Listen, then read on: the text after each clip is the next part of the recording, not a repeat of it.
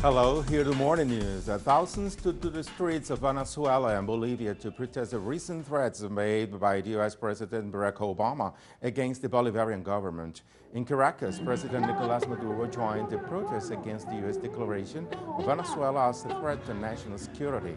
It has been seen as a threat against Venezuela's sovereignty, with its senior U.S. State Department official Roberto Jacobson saying the measure is intended to change the government. In La Paz, a simultaneous rally marched to the U.S. Embassy with demonstrations averring the Obama's administration move could be a prelude to another form of innovation.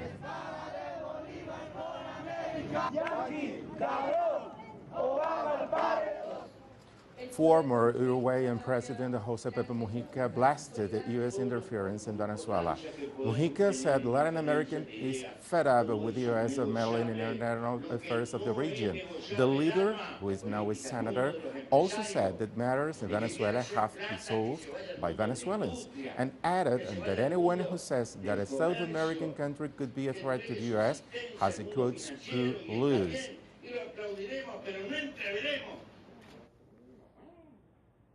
Running contrary to the statements by the White House and State Department officials, the commander of U.S. forces for Latin America and the Caribbean, Marine General John Kelly, told that a coup may be developing in Venezuela. The head of U.S. Southern Command spoke openly about the possibility of some form of change in government in Venezuela, but oddly jumped to say that he was not involved in its planning.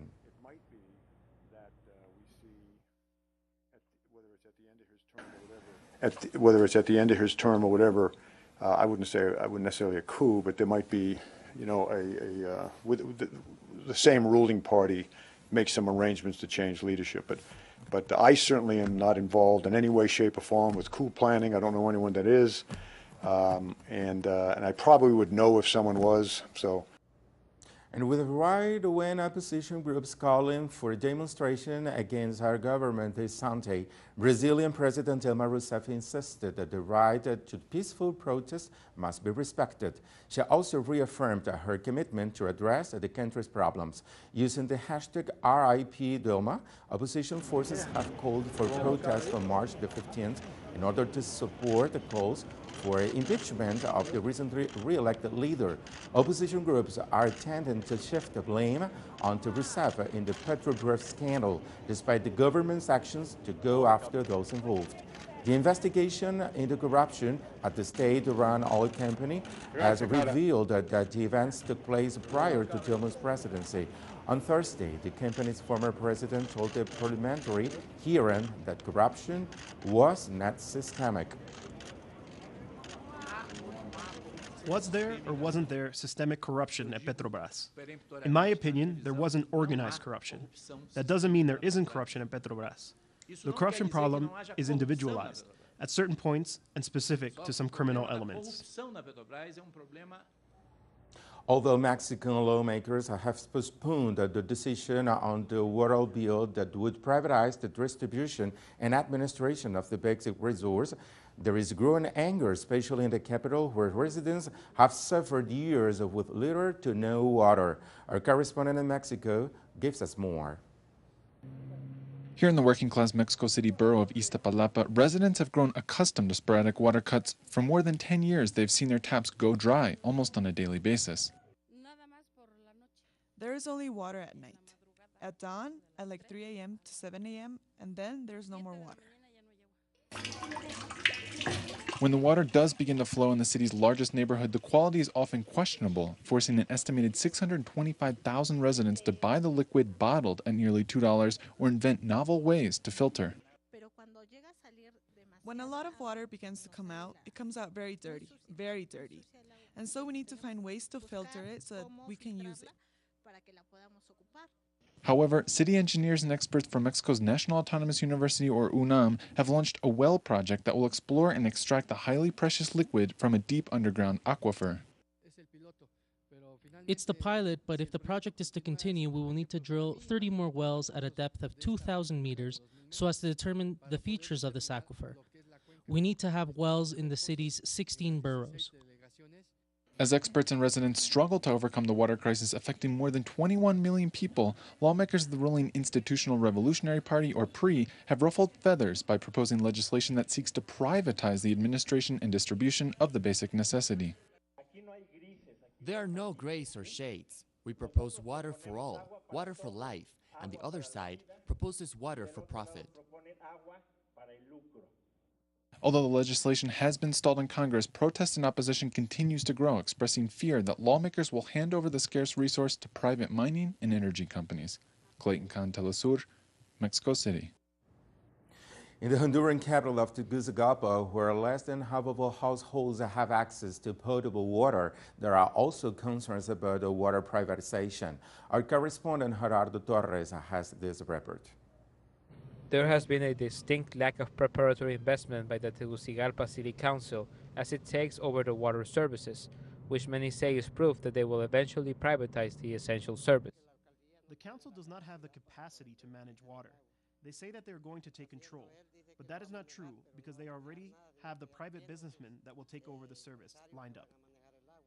Currently in Tegucigalpa, less than half the houses of the 1 million inhabitants have access to potable water. People have to buy it from trucks that sell it at an exorbitant price.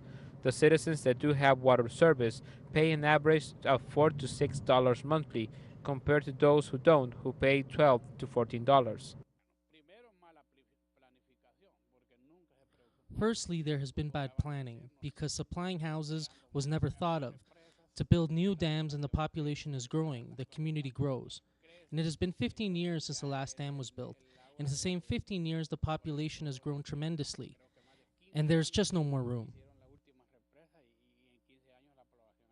The investment required to supply water to all of Tegucigalpa is around the $2 billion, but people believe that the privatization of the service isn't going to increase the coverage, but only increase the prices. We don't want the privatization of water because water for many is already private, and it is not possible that we lose something that we have fought for. It is impossible that they take it away. More than 500,000 people each day in Tegucigalpa have no access to water and have to buy it at a very high price. And if it occurs, the privatization of the service will be a multi-million-dollar business for very few, but will not solve the problem of the majority. Gerardo Torres, teleSUR, Central America. And Costa Rica's emergency services closed roads and began evacuation in the area around the Terrible volcano. It began to spew a 1-kilometer column of gas and ash up into the air Thursday. Authorities reported 4 explosions in the volcano's most powerful eruption in 2 decades. Panama's International Airport was also closed due to the ash. And around the world, Greece and the Organization of the Economic Cooperation and Development met in Paris to discuss measures to help the newly elected Syriza government in its plans to inclusive and sustainable economic reform. The OECD will provide technical support and advice, while also supporting Athens' plans to increase youth employment. The European body will also support the Greek government's attempts to improve management of public finances, as well as the country's tax system, which Syriza has already put forward various suggestions on. Prime Minister Alexis Tsipras said that his government is intent to implement reforms, but only if they benefit the majority of Greeks. I'd like to express the political will to go against all those vested interests that benefit at the expense of the majority of citizens. The International Monetary Fund maintains that the conditions for a $17.5 billion bailout to Ukraine are risky but necessary. IMF Managing Director Christine Lagarde announced the loan package Wednesday, with officials saying that the international lender was working to stabilize the Ukrainian economy.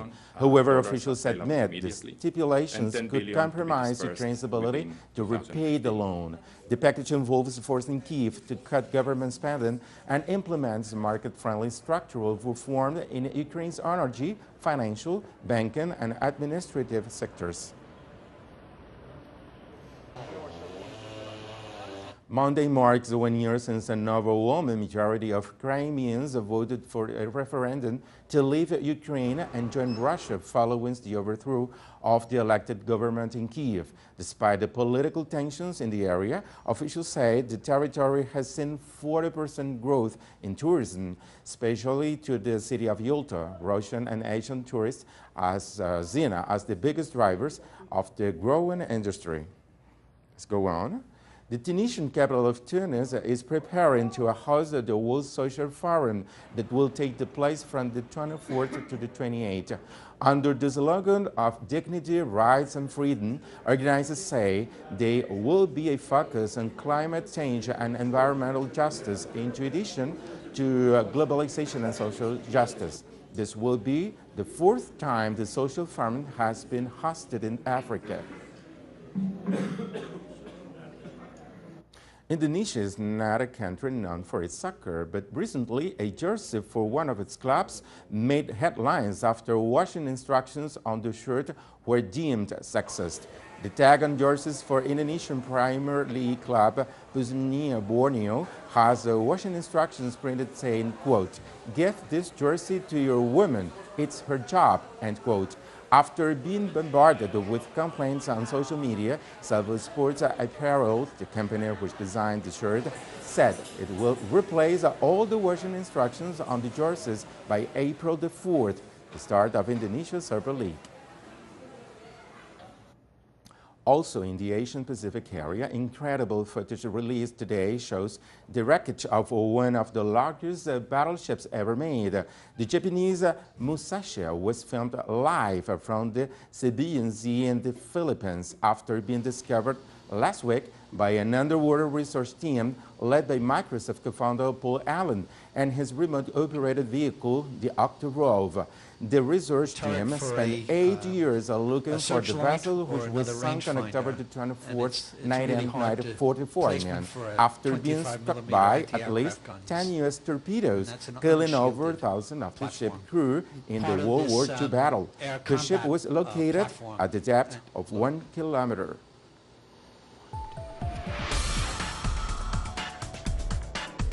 More on this on our website, teleSUR.net/English.